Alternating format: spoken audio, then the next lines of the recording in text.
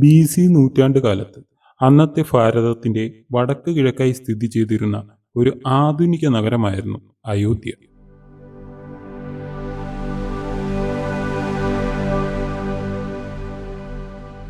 ശാന്തതയും സമൃദ്ധിയുമായിരുന്നു ആ രാജ്യത്തിന്റെ മുഖമുദ്ര.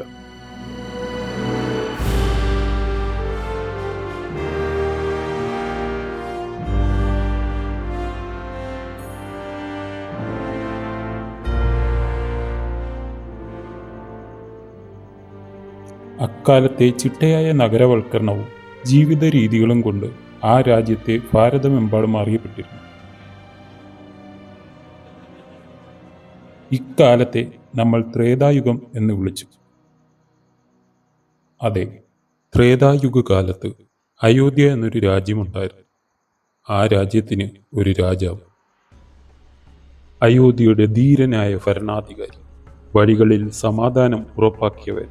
രാജ്യം ഭരിക്കുന്നതിൽ അവനറിയാത്തതായി ഒന്നും തന്നെയില്ല. അവന്റെ പേര് മഹാരാജൻ ദശരഥൻ. ഭരണ നൈപുണ്യത്തിൽ ശ്രേഷ്ഠനായിരുന്നുവെങ്കിലും അവന്റെ ഉള്ളിൽ അടങ്ങിയിരുന്ന ഒരു ശൂന്യത അതവന് കീഴടക്കിക്കൊണ്ടിരുന്നു. അന്തഃപുരത്തിലെ ആളും ആരവുമെല്ലാം കെട്ടടങ്ങിയിരിക്കുന്നു. ദീപങ്ങൾ അണഞ്ഞിരിക്കുന്നു.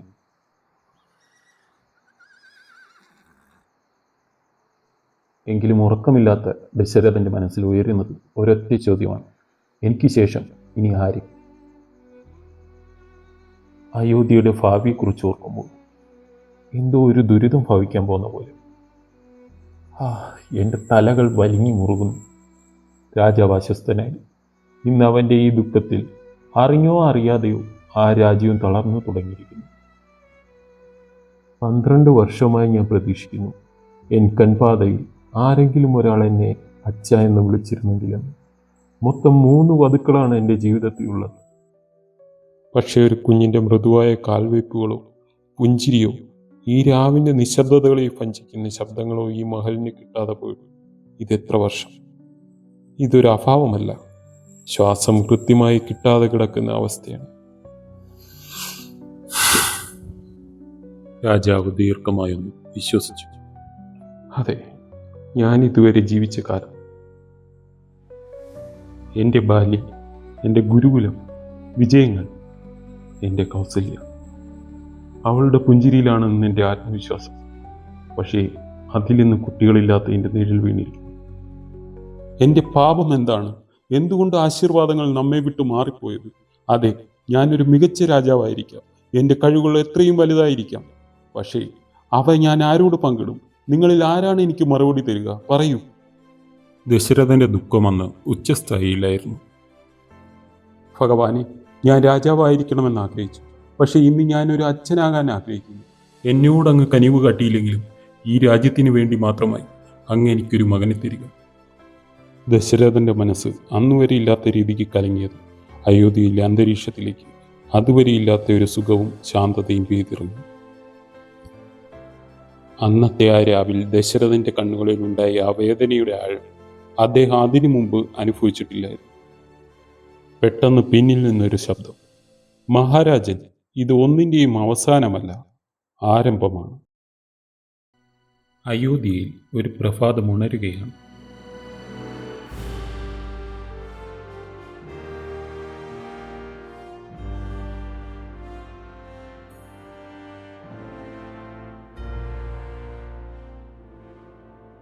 അയോധ്യ രാജസന്നിധി അന്ന് രാജാവിനെയും പ്രതീക്ഷിച്ചിരിക്കുകയാണ്. രാജാവിൻ്റെ പ്രവേശന വിളംബരം പുറപ്പെടുവിച്ചു തുടങ്ങിയിരിക്കുന്നു. ഈ ഭാരതത്തിന്റെ 8 ദിക്കും വർദ്ധിക്കുന്നവൻ, അസുരന്മാർ പോലും ഭയപ്പെടുന്നവൻ, ദേവന്മാരുടെ പ്രിയൻ, കോസല രാജ്യത്തിനെ പുണരുന്നവൻ, ഈ രാജ്യത്തെ പ്രജകളുടെ പ്രിയ പ്രജാപതി മഹാരഥി ദശരഥൻ എഴുന്നള്ളുകയാണ്, എഴുന്നള്ളുകയാണ്, എഴുന്നള്ളുകയാണ്. ദശരഥനും ഭാര്യമാരും അന്തഃപുരത്തു നിന്ന് രാജസന്നിധിയിലേക്ക് എഴുന്നള്ളി. ദശരഥൻ അംഗരക്ഷകരോടൊത്ത് രാജസന്നിധിയിലേക്ക് പുറപ്പെട്ടുവെങ്കിലും അദ്ദേഹം പ്രസന്നവദനായിരുന്നില്ല. രാജസന്നിധിയിലെത്തിയ ദശരഥനോടായി ആദ്യം തന്നെ സേവകൻ: പ്രഭു, അയോധ്യയിലേക്ക് ഗുരു വസിഷ്ഠ മഹർഷി ആഗതനാകുന്നതായി സന്ദേശം ലഭിച്ചിരിക്കുന്നു. ഈ സന്ദേശം അറിഞ്ഞതും ദശരഥനും പത്നിമാർക്കും ഇതിൽ പരം സന്തോഷമില്ലാതെ അവരുടെ മുഖങ്ങൾ തെളിഞ്ഞു. അവർ ആകാംക്ഷ കൊണ്ട് നിറഞ്ഞിരിക്കുന്നു. ഉടൻ തന്റെ മന്ത്രിയായ സുമന്ത്രനോട് ദശരഥൻ ആജ്ഞ കൊടുത്തു. സുമന്ത്ര, വേഗം തന്നെ മഹർഷിയെ സ്വീകരിക്കാനുള്ള സർവ്വവിധ ഏർപ്പാടുകളും തയ്യാറാക്കാം. സർവ്വവിധ സന്തോഷത്തോടെയും ഉത്സാഹത്തോടെയും സുമന്ത്രൻ ആ ദൗത്യം ഏറ്റെടുത്തു. അങ്ങയുടെ ഹിതം പോലെ. പിന്നെ ഒട്ടും താമസിച്ചില്ല. വേഗം തന്നെ വസിഷ്ഠനെ സ്വീകരിക്കാനായി അയോധ്യ ഒരുങ്ങി.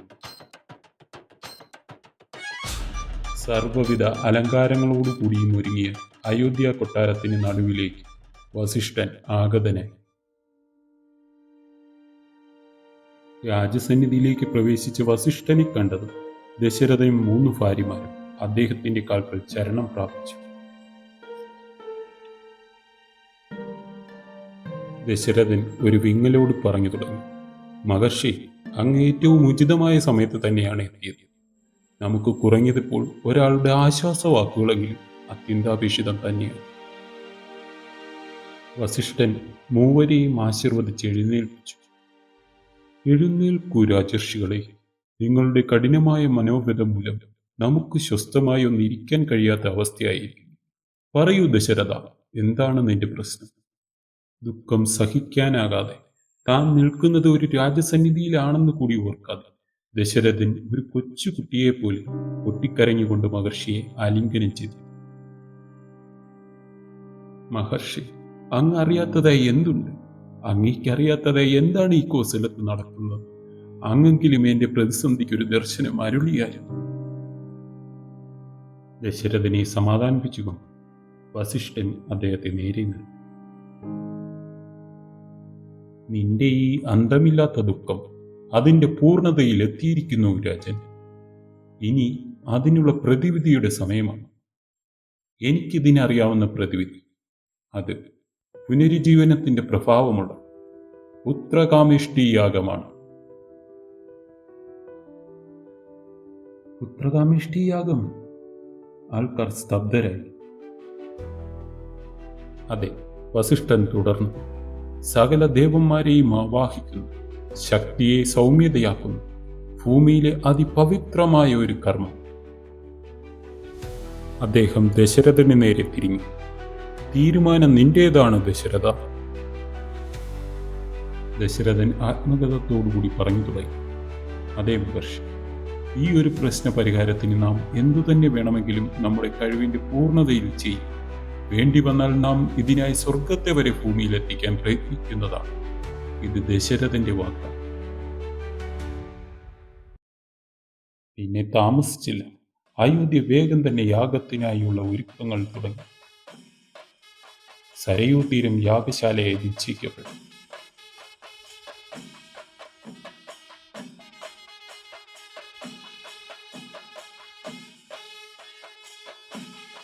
ദശരഥനും ഭക്തിമാരും യാഗശാലയിലേക്ക് എഴുന്നള്ളപ്പെട്ടു.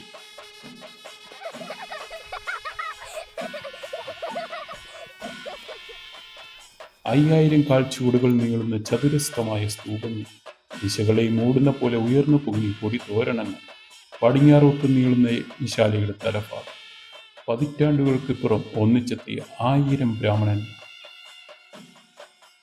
ആ യാഗത്തിന്റെ കാർമ്മികനായി ഋഷ്യശൃംഖൻ.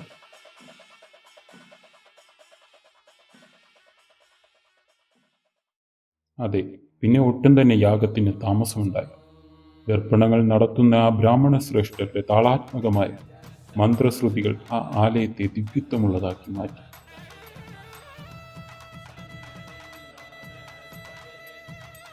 പല തരത്തിലുള്ള ഹോമകുണ്ടങ്ങൾ അഗ്നിദേവന്റെ പ്രസന്നതയാൽ സംപൂജ്യമായി നിലകൊണ്ടു. അത് ആ ദിവ്യപ്രഭാവത്വം കൂടുന്നതനുസരിച്ച് ദേവതകളെ ക്ഷണിക്കാൻ അയോധ്യ തയ്യാറായി നിന്നു. ദശരഥനും കുടുംബാംഗങ്ങളും അയോധ്യവാസികളാൽ യജ്ഞശാല അപ്പോഴേക്കും നിറഞ്ഞിരുന്നു. യാഗദിനങ്ങൾ കടന്നുപോയിക്കൊണ്ടേയിരുന്നു. പിന്നെ അധികം താമസമുണ്ടായില്ല. അഗ്നിയിൽ സമർപ്പിക്കുന്ന ഹവിസുകൾ ദേവതകൾ യഥാക്രമം സ്വീകരിക്കാൻ തുടങ്ങി.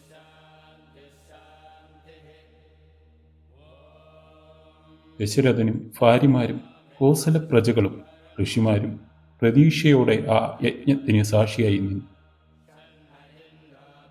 അങ്ങനെ ആ പ്രതീക്ഷകൾക്ക് വിരാമമിട്ടുകൊണ്ട് അഗ്നിയുടെ ഉപരിതലത്തിൽ സാക്ഷാൽ അഗ്നിദേവൻ പ്രത്യക്ഷനായി. അദ്ദേഹത്തിൻ്റെ കൈകളിൽ ഒരു ദിവ്യമാർന്ന കുംഭവും ഉണ്ടായി. അദ്ദേഹം യാഗശാലയിലെ എല്ലാവരെയും വണങ്ങി നന്ദി അറിയിച്ചു. പ്രണാമം ശ്രേഷ്ഠരെ, നിങ്ങളുടെ കഠിനമായ പ്രയത്നത്തിലും ദൃഢനിശ്ചയത്തിലും ഈ യാഗം പൂർണ്ണമാവുകയാണ് ഇവിടെ. അദ്ദേഹം ദശരഥനു നേർത്തിരിഞ്ഞു അദ്ദേഹത്തെ അടുത്തേക്ക് വിളിച്ചു.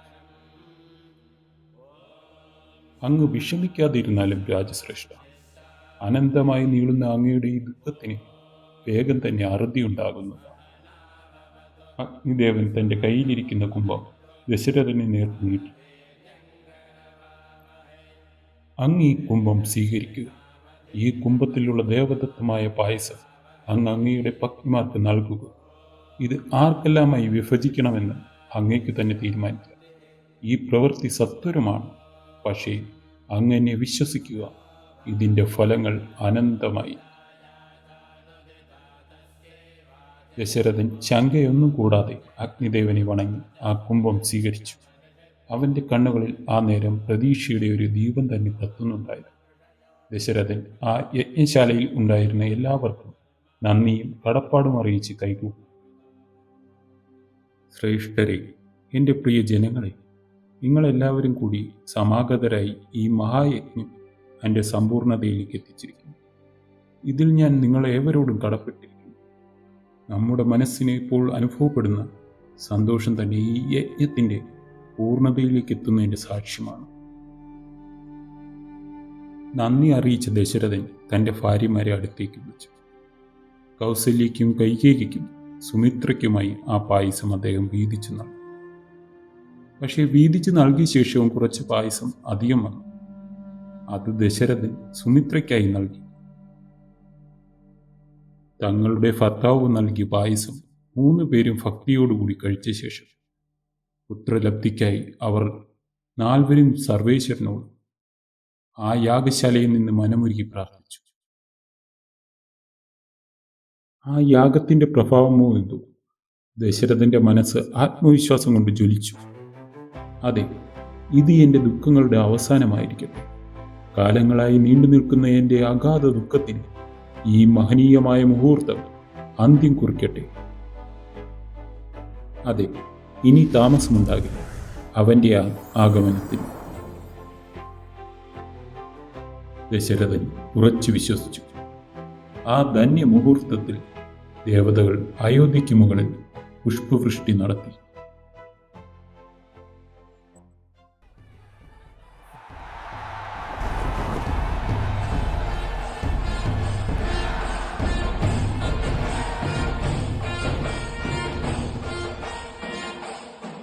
യാഗത്തിന് ശേഷമുള്ള അയോധ്യ അതിനു മുന്നേ പോലെ ആയിരുന്നില്ല. എങ്ങും ഉത്സവമായിരുന്നു. വാഗ്ദാനങ്ങൾ സത്യമാകാൻ തുടങ്ങിയിരിക്കുന്നു. പ്രതീക്ഷകൾ കൃത്യമായി പേരെടുത്തു.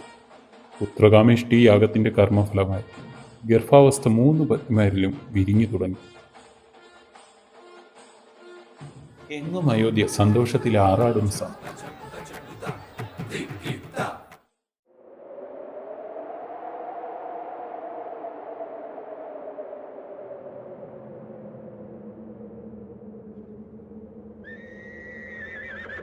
പക്ഷെ ഒരു ദൃഷ്ടിയിൽ അയോധ്യപ്പെടുന്നു.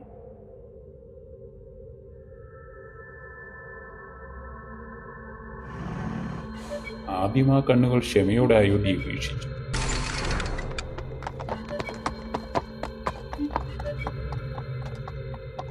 അയോധ്യയുടെ യാത്രകളും വളർച്ചകളും തളർച്ചകളും ആ കണ്ണുകൾ വീക്ഷിച്ചുകൊണ്ടേയിരുന്നു. അവസാന സമയമായി എന്ന് അയാൾക്ക് ഉൾവിളിയുണ്ടായപ്പോൾ അയാൾ അയോധ്യയെ ഒന്ന് സ്പർശിച്ചു.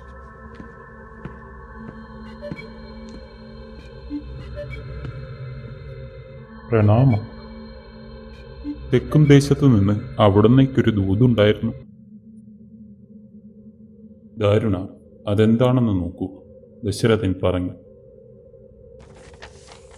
ദശരഥന്റെ ദൂതൻ ആ വിദേശിയുടെ ദൂത് വായിക്കാൻ തുടങ്ങി. ഭാരതം വാഴുന്ന മഹാനായ ദശരഥൻ അറിയുന്നേ, ഇത് ലങ്കയുടെ ചക്രവർത്തിയായി രാവണന്റെ ദൂതായി മാനിക്കും. നമ്മൾ കാലങ്ങളായി വ്യാപാരങ്ങൾ ചെയ്യുന്നു. പക്ഷേ മിതമായ നിരക്കിൽ നടത്തിക്കൊണ്ടിരിക്കുന്ന ഈ വ്യാപാരങ്ങളിൽ നിന്ന് ലങ്കയ്ക്ക് ആവശ്യമായ സാമ്പത്തിക ശേഷി കൈവരിക്കാൻ കഴിയാത്തതിനാൽ അങ്ങ് ലങ്കയോട് കനിവ് കാട്ടി ഇനി മുതൽ ഓരോ ചരക്കിനുമേലും ഒരു കിഴി നാണയം ചുങ്കമായി നൽകണമെന്ന് അറിയിച്ചു. ഇത് ലങ്കയുടെ ശബ്ദമായി പരിഗണിച്ച് ശരിയായ തീരുമാനങ്ങൾ കൈക്കൊള്ളണമെന്നും ലങ്കാരാജൻ ഈ ലേഖനം മൂലം അറിയിച്ചുകൊള്ളും. ഇല്ല! ദൂത് വായിച്ചു തീർന്നതും ദശരഥൻ കോപം കൊണ്ട് വിറകൊണ്ടു. അദ്ദേഹം സിംഹാസനത്തിൽ നിന്ന് ചാടിയെഴുന്നേറ്റ് ദൂത് പിടിച്ചു വാങ്ങിയ ശേഷം വിദേശ ദൂതനോടായി പറഞ്ഞു, ഹേയ് രാവണന്റെ അഭിചാരക, നീ ആദ്യം എന്താണ് പറഞ്ഞത്? തെക്കൻ രാജ്യമോ? അതിന് ലങ്കയെ ആരാണ് ഒരു രാജ്യമായി പരിഗണിച്ചിരിക്കുന്നത്? രാവണനെയും അവന്റെ സഹോദരനെയും മികച്ച ചെറുപ്പക്കാരായ 2 വ്യാപാരികൾ. അങ്ങനെയേ നാമും ഈ അയോധ്യയും അവനെ പരിഗണിച്ചിട്ടുള്ളൂ. പോകൂ, കുറുക്കനായ ആ രാവണനോട് പോയി പറയൂ, അവൻ മാനുകളെ അവന്റെ ഉളിപ്പല്ലുകൾ കാട്ടി ഭയപ്പെടുത്തുന്നത് പോലെ കാട്ടുരാജനെ ഭയപ്പെടുത്താൻ നോക്കരുതെന്ന്. നിശ്ചയം അതവന്റെ വിനാശത്തിനായിരിക്കും.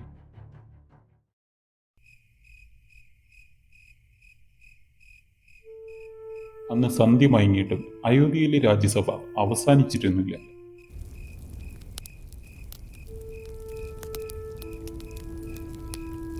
അയോധ്യയുടെ രാജന് പ്രണാമം.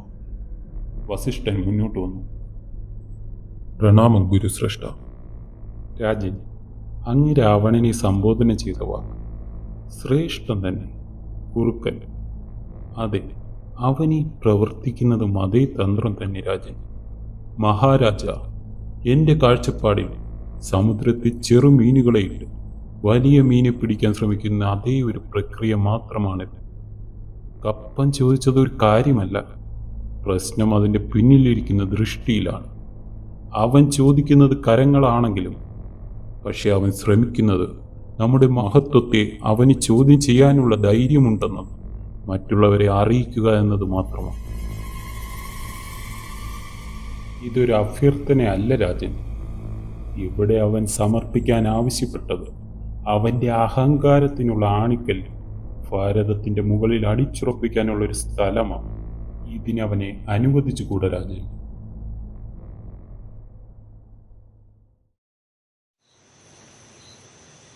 കുറച്ചു നാളുകൾ കൂടി ദശരഥൻ വീണ്ടും ഒരു രാത്രിയിൽ തനിച്ചിരിക്കാൻ തീരുമാനിച്ചു.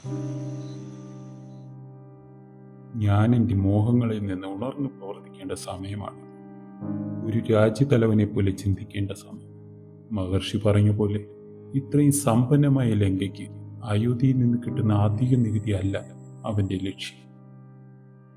അവൻ പിൻവഴിയിലൂടെ മറ്റെന്തോ നടപ്പിലാക്കാൻ ശ്രമിക്കുന്നു. അതീവ ശ്രദ്ധ വേണ്ടുന്ന ഒരു സമയമാണ്. ഞാൻ എൻ്റെ ജീവിതത്തിലെ കാലങ്ങൾ കൂടിയുള്ള സന്തോഷ നാളുകളിലൂടെ പോവുകയായിരുന്നു. എന്നാലിപ്പോൾ സമാധാനമുള്ള ദിനരാത്രങ്ങൾ ഒരു രാജാവിനെ സംബന്ധിച്ചിടത്തോളം അപ്രാപ്യമെന്നാണോ?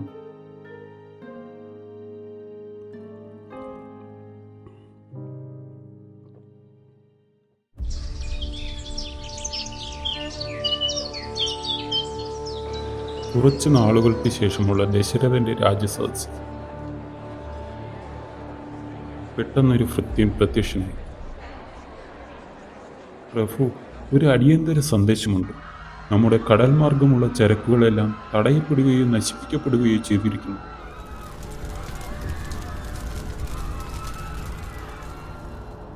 വേഗം തന്നെ 2ാമത്തെ സേവകനും പ്രത്യക്ഷനായി. പ്രഭു, നമ്മുടെ വഴിമാർഗമുള്ള ചരക്കുകൾ ഭീഷണിപ്പെടുത്തി വഴി തിരിച്ചു വിടപ്പെടുന്നു.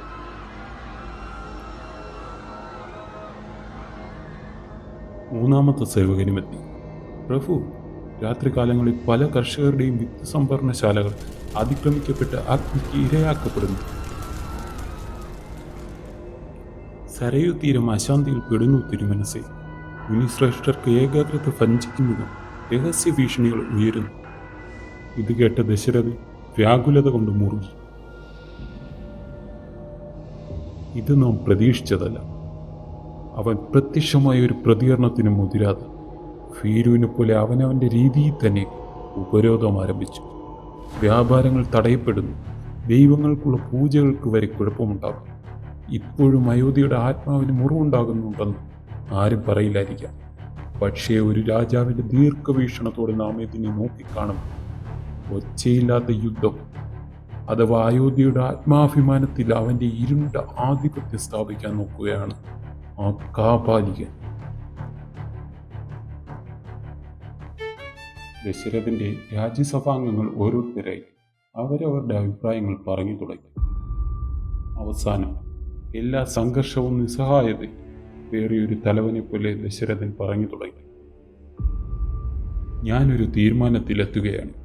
എന്താണ് നിങ്ങളുടെ അഭിപ്രായമെന്ന് പറയുക. അയോധ്യ ലങ്കയ്ക്ക് കപ്പം കൊടുക്കാൻ ഉദ്ദേശിക്കുന്നില്ല. അത് അയോധ്യ തൻ്റെ അഭിമാനം പണയം വയ്ക്കുന്നതിന് തുല്യമാണ്. ഈ ഉപരോധത്തിന് മുന്നിൽ അയോധ്യ തലകുനിക്കാനും ഉദ്ദേശിക്കുന്നില്ല. ഇതുവരെ ദശരഥൻ ഒരു അച്ഛൻ എന്ന രീതിക്ക് ചിന്തിക്കുകയായിരുന്നു. ഇന്നു മുതൽ ഞാൻ അയോധ്യ രാജൻ എന്ന നിലയ്ക്ക് ചിന്തിക്കുകയാണ്. അതെ, ഞാൻ തന്നെ അയോധ്യയുടെ രാജനായ നാം ദശരഥൻ ലങ്കാധിപനായ രാവണനോട് യുദ്ധം പ്രഖ്യാപിക്കും. ദശരഥന്റെ ആ വാക്കുകളെ ആവേശത്തോടെ രാജസേന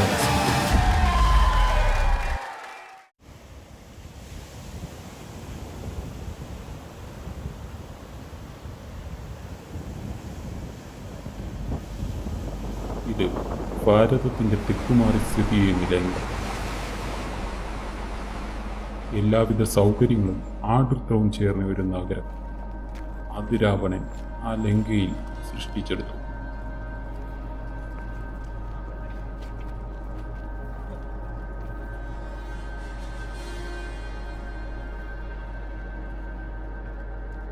രാവണൻ അന്ന് വലിയ സന്തോഷവാനായിരുന്നു.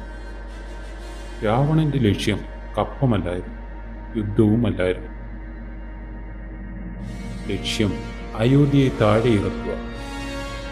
അതവർ കപ്പം തരാൻ കൂട്ടാക്കിയാലും അല്ല യുദ്ധം ചെയ്യാൻ തീരുമാനിച്ചാലും ഫലത്തിൽ ഒന്നു തന്നെ. അയോധ്യ രാവണനെ അടിയറവ് പറഞ്ഞു, ഭാരതം അടിയറവ് പറഞ്ഞു.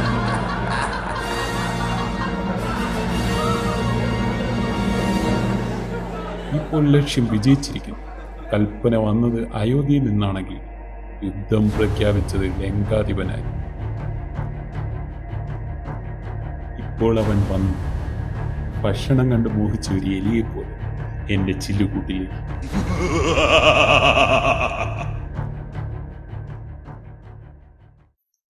പക്ഷേ ദശരഥന്റെ അന്തഃപുരത്തെ അവസ്ഥ ഇതൊന്നുമായിരുന്നില്ല. വളരെ ആഗ്രഹിച്ചു കിട്ടിയ ഒരു സ്ത്രീയിലെ സന്തോഷത്തെ അതേ നാണയത്തിന്റെ മറുഭാഗം കൊണ്ട് ധർമ്മസങ്കടത്തിലാക്കുന്ന ഒരു അവസ്ഥയായിരിക്കുന്നു. യുദ്ധത്തിന് പോകരുതെന്ന് ഒരു ഭാര്യയ്ക്ക് പറയാൻ സാധിക്കുമായിരിക്കും, ഒരമ്മയ്ക്കും സാധിക്കുമായിരിക്കും. പക്ഷേ അയോധ്യയുടെ മഹാറാണികൾക്ക് എങ്ങനെ സാധിക്കും? കാരണം ഇവിടെ ചോദ്യം ചെയ്യപ്പെട്ടിരിക്കുന്നത് അയോധ്യയുടെ അഭിമാനത്തെയാണ്.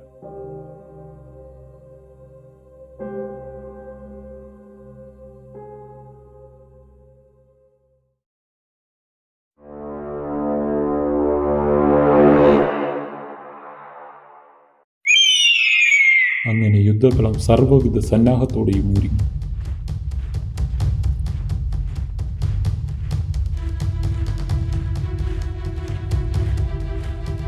കൊത്തിവെച്ച ശില്പം പോലെ അയോധ്യ സേനയും ലങ്കൻ സേനയും മുഖത്തോട് മുഖം നോക്കി.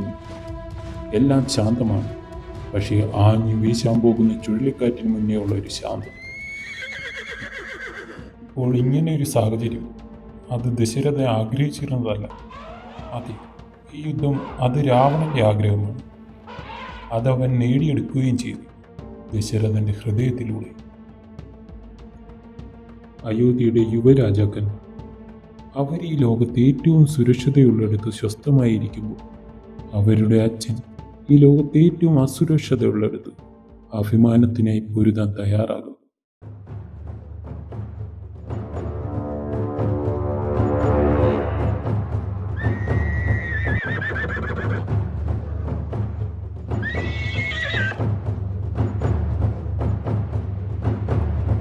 അങ്ങനെ രാവണൻ എത്തിയിരിക്കുന്നു. അനക്കമുള്ള ഒരു മല പോലെ വരുന്ന ആനയുടെ മുകളിൽ അട്ടഹാസപരമായി ഇരിക്കുന്ന രാവണന്റെ ദൃഷ്ടിയേക്കാൾ മൂർച്ചയുള്ളതായിരുന്നു അവൻ്റെ വാക്കുകൾ. ഹേയ് ദശരഥ, അയോധ്യയിൽ മാത്രം നടക്കുന്ന ചക്രവർത്തിയെ ഞാൻ വീണ്ടും കാണേണ്ടി വന്നല്ലോ. ഭാരതത്തിൻ്റെ സമ്പത്ത് മുഴുവൻ തിന്നു തീർക്കുന്ന മൂഷികനായ നിന്നെ കാണുമ്പോൾ എനിക്ക് ലജ്ജ തോന്നുന്നു.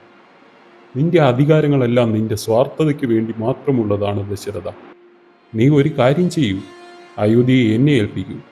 ഞാൻ നിനക്ക് കാണിച്ചു തരാം എങ്ങനെയാണ് ഒരു രാജ്യം ഭരിക്കേണ്ടത്.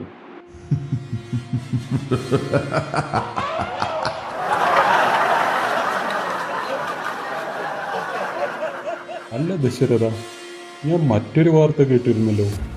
കുട്ടികളുണ്ടാകാത്ത ദുഃഖത്തിൽ നീ ഇപ്പോൾ ദേവന്മാരെ കൂട്ടുപിടിച്ചിരിക്കുകയാണ് പുത്രശോകം തീർക്കാനെന്ന്. എന്നിട്ട് എന്തായി?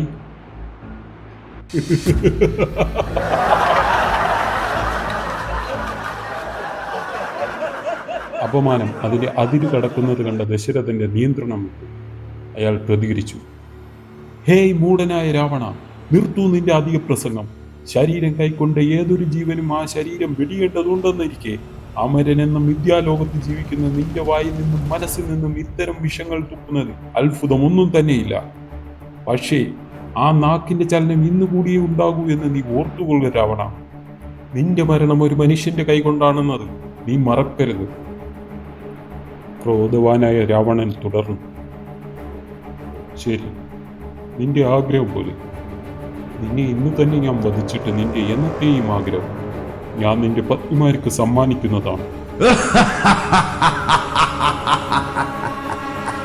രാവണൻ അവന്റെ പരിധികളെല്ലാം ലംഘിച്ചിരിക്കുന്നു.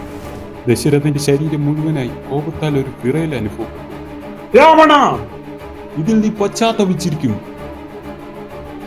ദശരഥൻ ക്രോധത്തോടെ തന്റെ സൈന്യത്തിന് നേരെ തിരിഞ്ഞു. വ്യൂഹം സജ്ജമാകട്ടെ.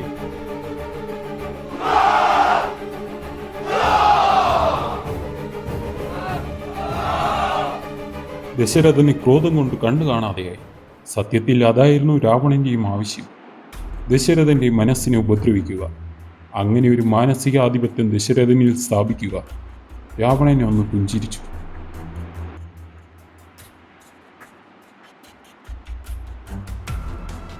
വളരെ ദൂരെ നിന്ന് തന്നെ ദശരഥൻ ഒരുക്കുന്നത് ഒരു സത്യവ്യൂഹമാണെന്ന് രാവണന് മനസ്സിലായി.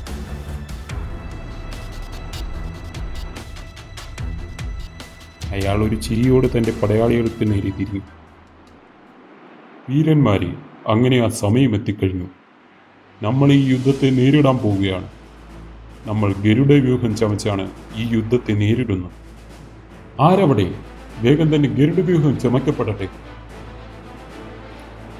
രാവണന്റെ വാക്കുകൾ കേട്ടതും ലങ്കൻ പടയാളികൾ ആവേശത്തിലായി. വേഗം തന്നെ ഗരുഡ വ്യൂഹം ചമക്കപ്പെട്ടു. തലയ്ക്കൽ രാവണനും ഇടതു ചിറകിൽ കുംഭകർണനും വലതു ചിറകിൽ വിഭീഷണനും അണിനിരന്നു. അവർ അയോധ്യൻ പടയുടെ ആഗമനത്തിനായി കാത്തുനിന്നു.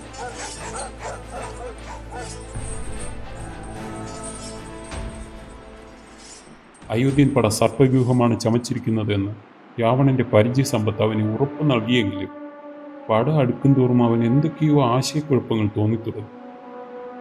സർപ്പവ്യൂഹം, അതെനിക്ക് പരിചയമുള്ളതാണ്. ഞാൻ എത്രയോ തവണ അത് തകർത്തിരിക്കുന്നു. പക്ഷേ ഇത് അങ്ങനെയൊന്നല്ലല്ലോ. വേഗം തന്നെ വ്യൂഹം രാവണപ്പടയ്ക്ക് നേരെ അടുത്തു തുടങ്ങി. അയോധ്യൻ പട അടുത്തെത്തിയപ്പോഴാണ് രാവണൻ ഒരു കാര്യം മനസ്സിലായത്.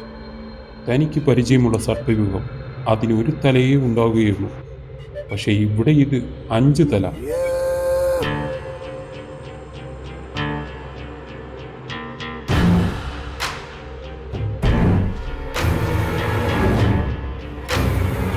ഇതിനെ എങ്ങനെ പ്രതിരോധിക്കും?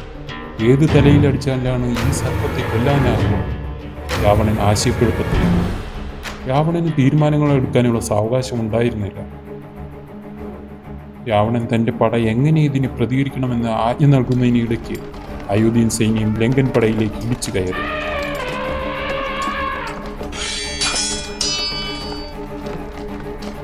യുദ്ധം ഒരു ദേവാസുര യുദ്ധം പോലെ കൊടുമ്പിരി കൊണ്ടു.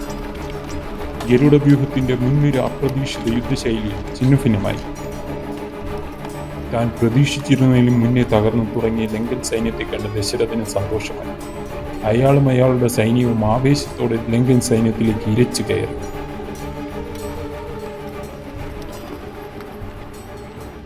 ശരിയാണ്, രാവണന് അപ്രതീക്ഷിതമായ ഒരു അടി കിട്ടി. പക്ഷേ അയാൾ ആ അടിയിൽ നിന്ന് വേഗം തന്നെ ഉണർന്ന് എഴുന്നേറ്റു. എന്നാൽ അത് അയാൾ പുറത്തു കാണിച്ചില്ല.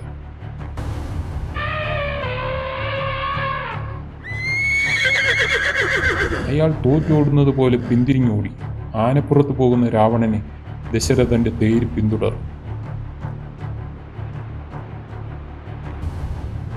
രാവണൻ തോറ്റോടുന്ന പ്രതീതിയാണ് കാണിക്കുന്നതെങ്കിലും അയാൾ ദശരഥനെ ആക്ഷേപിക്കുന്നത് നിർത്തിയില്ല. ഞാൻ ദേവന്മാരെ പോലും തോപ്പിച്ചിട്ടുള്ളവനാണ്. എന്നെ ഒരു വൃദ്ധനായ നിനക്ക് എങ്ങനെ പിന്തുടരാനുള്ള ധൈര്യം വരും? ഇത് കേട്ട ദശരഥൻ പറഞ്ഞു, നീ അത്ര ധൈര്യവാനാണെങ്കിൽ രാവണ, നീ എന്തിന് പിന്തിരിഞ്ഞോടുന്നു? ധൈര്യമായിട്ട് എതിർത്തു നിൽക്കൂ. ഇതിനൊരു അട്ടഹാസമായിരുന്നു രാവണന്റെ മറുപടി.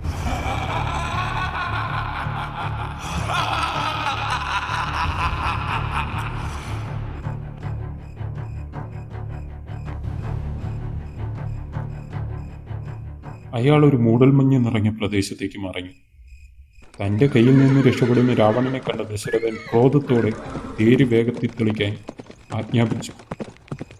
ദശരഥന്റെ തേരാളി വേഗം തേര് തെളിച്ചു. ആ മൂടൽമഞ്ഞിലേക്ക് തേര് വേഗം ചീറിപ്പാഞ്ഞു കയറി. പക്ഷേ വേഗം തന്നെ തേരിന്റെ വേഗം കുറഞ്ഞു തുടങ്ങി. കുതിരകൾ വളരെ പ്രയാസപ്പെടുന്നത് പോലെ തോന്നി. താമസിയാതെ തന്നെ തേര് നിന്നുപോയി. ദശരഥന് കാര്യം മനസ്സിലായി. തേരിപ്പോൾ എത്തി നിൽക്കുന്നത് ഒരു ചതുപ്പിലാണ്. രാവണൻ ആനപ്പുറത്തായിരുന്നത് കൊണ്ട് അവൻ ആ ചതുപ്പിനെ അതിജീവിച്ചു. പക്ഷെ താനൊരു രഥത്തിലാണ്. താൻ കുടുങ്ങി. ഒരു ഞെട്ടലോടെ ദശരഥൻ അത് തിരിച്ചറിയും. ചതി. അടുത്ത നിമിഷം ആ മൂടൽമഞ്ഞിനെ കീറിമുറിച്ചുകൊണ്ട് ഒരു അസ്ത്രം ദശരഥന്റെ തേരാളിയുടെ നെഞ്ചിലേക്ക് തറച്ചു കയറി. ദശരഥൻ ഒന്ന് പരിഭ്രമിച്ചു. എങ്കിലും അദ്ദേഹം വേഗം തന്നെ തന്റെ പരിചയെടുത്തു. ഉടൻ തന്നെ തന്റെ തേരിന് ചുറ്റും നിന്ന് അസ്ത്രങ്ങൾ ചീറിപ്പാഞ്ഞ് ദശരഥന്റെ അടുത്തേക്ക് വന്നു.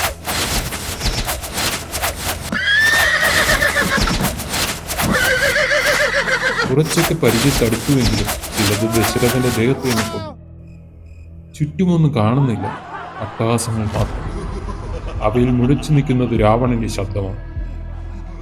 എന്ത് ബുദ്ധിശൂന്യമാണ് ദശരഥ! നീ എന്ത് വിചാരിച്ചു? ഈ രാവണൻ നിന്നെപ്പോലെ ഒരു ഭീരുവിനെ കണ്ട് ഭയന്ന് ഓടിയെന്നു? ഇത് രാവണനാണ്, ത്രിലോകങ്ങളുടെ നാഥനായ രാവണൻ. അത് നീ മറന്നു. നിന്റെ മറവിക്കുള്ള മരുന്ന് ഞാൻ തരുന്നുണ്ട് ദശരഥ. രാവണൻ അട്ടഹസിച്ചു.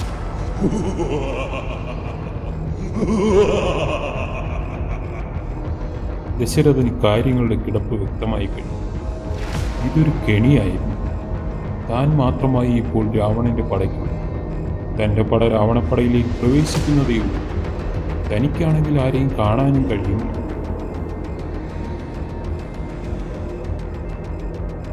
തൻ്റെ കൂടെ ഉണ്ടായിരുന്ന തേരാളിയും കുതിരകളും വധിക്കപ്പെട്ടു കഴിഞ്ഞു.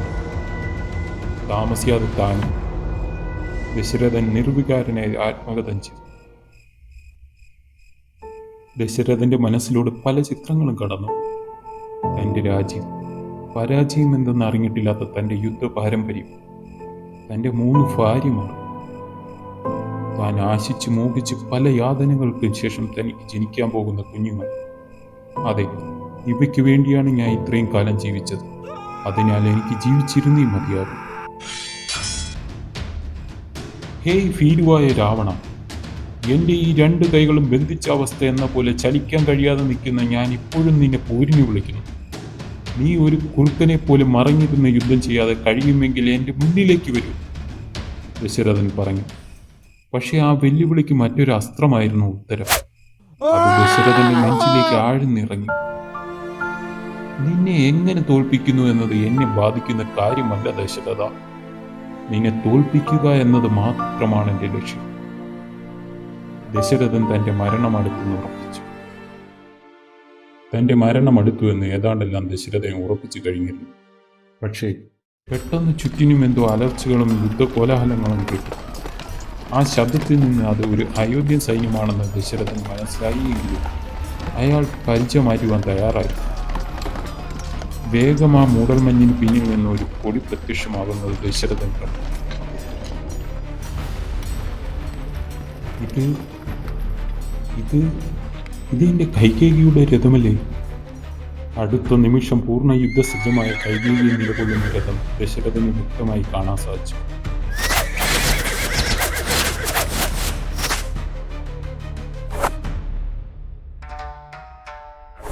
ഈ അവസ്ഥയിൽ ഇവളെന്താണ് ഇവിടെ? കൈകേയി, ഇവിടേക്ക് വരാൻ നിൽക്കരുത്. ഇവിടെ മാകെ ചതുപ്പാണ്. ഇത് ചതിയന്മാരുടെ ചതിക്കുഴിയാണ്. നീയും കൂടെ ഇതിൽ വന്ന് പെടരുത്. ദശരഥന്റെ ആ ദയനീയമായ അവസ്ഥ കൈകേയിക്ക് കാണാൻ സഹിക്കുന്നതായിരുന്നില്ല.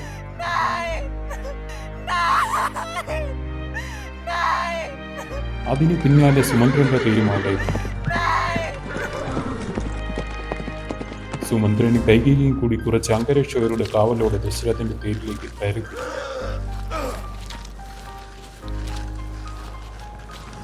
അവശനായി കാണപ്പെട്ട ദശരഥനെയും കൊണ്ട് അവർ കൈകേയിയുടെ രഥത്തിലേക്ക്. സുമന്ത്രൻ പറഞ്ഞു, ദേവി, ഇനി ഒരു നിമിഷം അവിടെ നിന്ന് ഇവിടെ തുടരരുത്. വേഗം തന്നെ തിരുമനസിനെ കൊട്ടാരത്തിൽ എത്തിച്ച് വൈദ്യനെ കാണിക്കുക. ഇത്രയും പറഞ്ഞ് സുമന്ത്രൻ യുദ്ധത്തിലേക്ക് തിരിഞ്ഞു. പിന്നെ താമസിച്ചില്ല. കൈകേയിയുടെ തേര് അയോധ്യയെ ലക്ഷ്യമാക്കി പാഞ്ഞു. പക്ഷെ അടുത്ത നിമിഷം ഒരു അസ്ത്രം കൈകേയിയുടെ സാരഥിയുടെ നെഞ്ചിൽ തറച്ചു. പിന്നെ തുടരെ കുറച്ച് അസ്ത്രങ്ങൾ.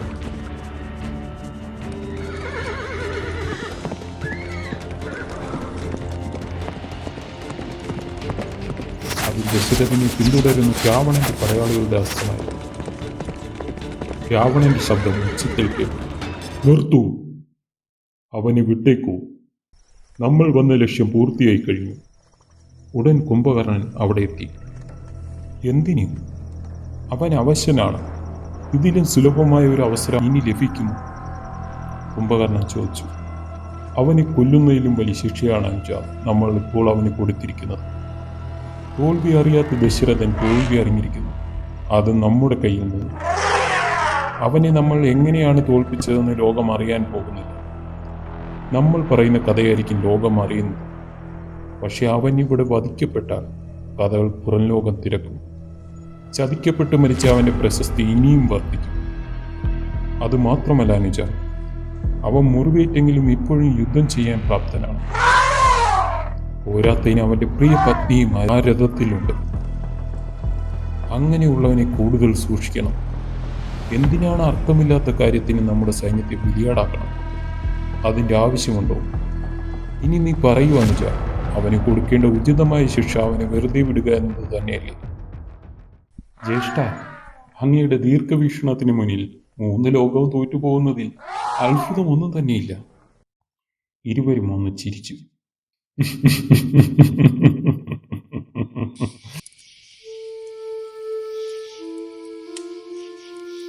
കൈകേയിയുടെ രഥം അപ്പോഴേക്കും ഒരുപാട് കാലം പിന്നിട്ട് കഴിഞ്ഞിരുന്നു. ദശരഥൻ അതീവ ക്ഷീണിതനായിരുന്നതിനാൽ അവർ ഒരു നദിക്കരയിൽ വിശ്രമിക്കാൻ തീരുമാനിച്ചു.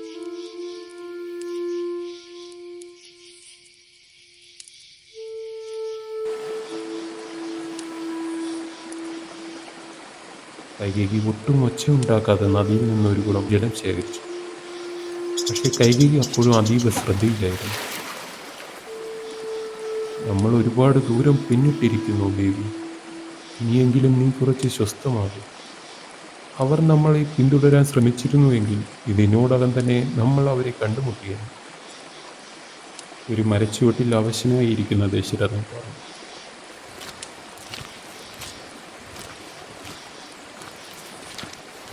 കൈകേയി വെള്ളം വായിലിറ്റിച്ചു കൊടുത്തുകൊണ്ട് പറഞ്ഞു, ജാഗ്രത, അത് രാജലക്ഷണമാണ് രാജ. പ്രത്യേകിച്ച് ഇങ്ങനെയൊരു അവസരത്തിൽ ഇപ്പോൾ അയോധ്യയുടെ മുഴുവനായ ഒരു ഉത്തരവാദിത്വമാണ് ഞാൻ ഏറ്റെടുത്തിരിക്കുന്നത്. അതിനാൽ ഞാനത് നിറവേറ്റാൻ എവിടം വരെയും പോകും രാജ. അതൊരു രാജ്ഞിയുടെ ധർമ്മമാണ്. ദശരഥന് ആ വാക്കുകൾ സഹിക്കാൻ കഴിയില്ല. അയാൾ സ്നേഹപൂർവ്വം അവരുടെ കൈകളിലേക്ക് പിടിച്ചു. കൈകേയി കൈ പിൻവലിച്ചു. ആ കൈകളിലേക്ക് നോക്കി ദശരഥന്റെ കണ്ണുകൾ നിറഞ്ഞു. രാജകൊട്ടാരത്തിലെ സുഗന്ധ ലേപനങ്ങളാലും സുഗന്ധ വ്യഞ്ജനങ്ങളാലും പരിപാലിക്കപ്പെടേണ്ട ഈ കൈകൾ ഇന്ന് എൻ്റെ ജീവൻ രക്ഷിക്കാനായി ഉള്ള ഓട്ടത്തിൽ കുതിരക്കടിഞ്ഞാണാൽ പൊട്ടിയിരിക്കുന്നു. ഞാൻ എന്ത് പാപിയാണ്! ഹേ ദേവി, ഞാനിതാ എൻ്റെ ഈ അതീവ ദുഃഖത്തിനൊരു അറുതി എന്നോണം ഈ കുഞ്ഞിനുമേൽ സത്യം ചെയ്ത് അവിടത്തേക്ക് ഒരു വാക്ക് തരുന്നു. അവിടുന്ന് ഇഷ്ടപ്പെടുന്ന 2 ആഗ്രഹങ്ങൾ ഈ നിമിഷം ഞാൻ അവിടത്തേക്ക് വരദാനം ചെയ്യുന്നതാണ്. പറയൂ ദേവി, എന്താണ് അവിടുത്തെ ആഗ്രഹം? ഇത് കേട്ട കൈകേയി ഒരു പുഞ്ചിരിയോടുകൂടി പറഞ്ഞു തുടങ്ങി. രാജൻ, അവിടുന്ന് എൻ്റെ പതിയാണ്. അതിലുപരി അയോധ്യയുടെ രാജാധികാരി. ഞാനൊരു രാജ്ഞിയാണ്. അതിലുപരി എനിക്ക് ആയോധന വിദ്യയും അറിയാം. എന്നെ സംബന്ധിച്ചിടത്തോളം ഇതെൻ്റെ ധർമ്മമാണ്. അത് മനസ്സിലാക്കൂ എൻ്റെ ദേവ. ദേവി, എൻ്റെ ഒരു സമാധാനത്തിനായെങ്കിലും വരം കേൾക്കൂ ദേവി. ശരി തിരുമനസേ, ഇപ്പോൾ എൻ്റെ ലക്ഷ്യം അങ്ങയുടെ ശുശ്രൂഷ മാത്രമാണ്. വരം അതെപ്പോൾ എനിക്ക് വേണമെന്ന് തോന്നുന്നു അപ്പോൾ ഞാൻ അങ്ങയോട് ചോദിച്ചു കൊള്ളാം. ഇപ്പോൾ അവിടുന്ന് വിശ്രമിച്ചു കൊള്ളുക. ദശരഥൻ ഒന്ന് വിശ്രമിക്കാൻ ഭാവിച്ചു. അപ്പോഴേക്കും കൈകേയി തുടർന്നു. പിന്നെ ഈ മഹാദുഃഖത്തിനിടയ്ക്കും എനിക്ക് അങ്ങയോട് ഒരു സന്തോഷവാർത്ത പറയാനുണ്ട്. പറയൂ ദേവി, എന്താണത്? ദശരഥൻ ആകാംക്ഷയോടെ എഴുന്നേറ്റിരുന്നു. നമ്മുടെ പട അയോധ്യ വിട്ട് കഴിഞ്ഞപ്പോഴേക്കും ജ്യേഷ്ഠത്തിക്ക് വേദന ആരംഭിച്ചിരുന്നു.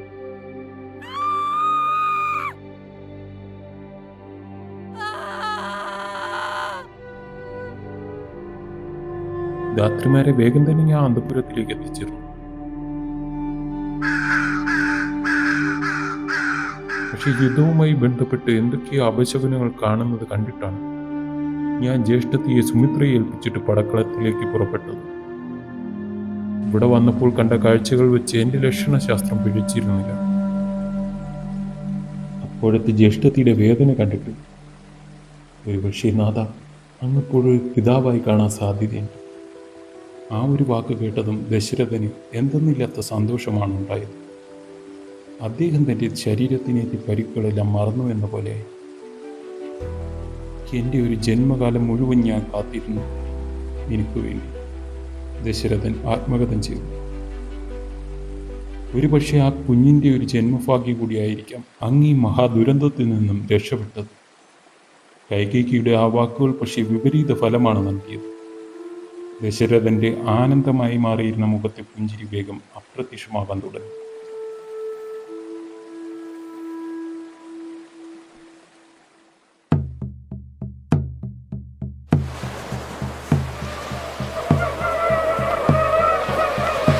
യുദ്ധം അവസാനിച്ചിട്ട് ദിവസങ്ങളായിരിക്കും. ഈ സമയം അങ്ങ് ലങ്കയിൽ ഉത്സവമായിരുന്നു. ഭാരതത്തെ ജയിച്ചു വന്ന രാവണനെ കാണാൻ ജനങ്ങൾ തടിച്ചു. രാവണനെ സഹോദരി ശൂർപ്പണഖ വരവേറ്റു. രാവണൻ അതിനിടയ്ക്ക് ഒരു കഥ തന്നെ ഉണ്ടാക്കിയിരുന്നു. തൻ്റെയും തൻ്റെ പടയുടെയും സാമർഥ്യം കണ്ട് ദശരഥനും പടയും പിടിച്ചു നിൽക്കാൻ കഴിയാതെ ഓടിപ്പോയെന്നും തന്നെ പ്രഥമ സ്ഥാനീയനായി ദശരഥനെ അംഗീകരിച്ചുവെന്നും അതിനാലാണ് താൻ ദശരഥനെ കൊല്ലാതെ വിട്ടതെന്നും രാവണൻ കഥയുണ്ടാക്കി.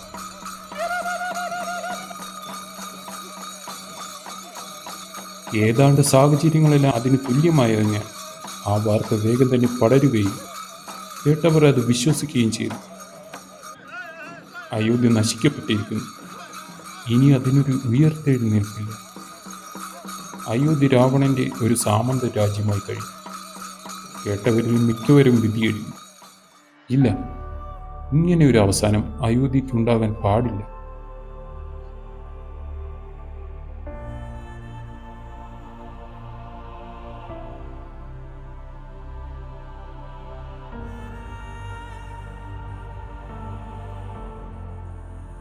യുദ്ധം അവസാനിച്ച ശേഷമുള്ള അയോധ്യയുടെ അന്തരീക്ഷം വളരെ മോശമായിരുന്നു. ആർക്കും ഒന്നിനും തന്നെ താല്പര്യമില്ല. അജയ്യരായിരുന്ന അയോധ്യ പരാജയപ്പെട്ടിരിക്കുന്നു. അതും ഒരു അസുരനുമില്ല. പക്ഷെ ആ അവസ്ഥയിലും അയോധ്യയ്ക്ക് പ്രതീക്ഷയ്ക്ക് വകവെച്ചുകൊണ്ട് 4 കുമാരന്മാരുടെ കുഞ്ഞിക്കാലുകൾ അയോധ്യയുടെ മണ്ണിൽ ആദ്യമായി നിലം തൊട്ടു. ഇനി ഇത് അവരുടെ കാലം.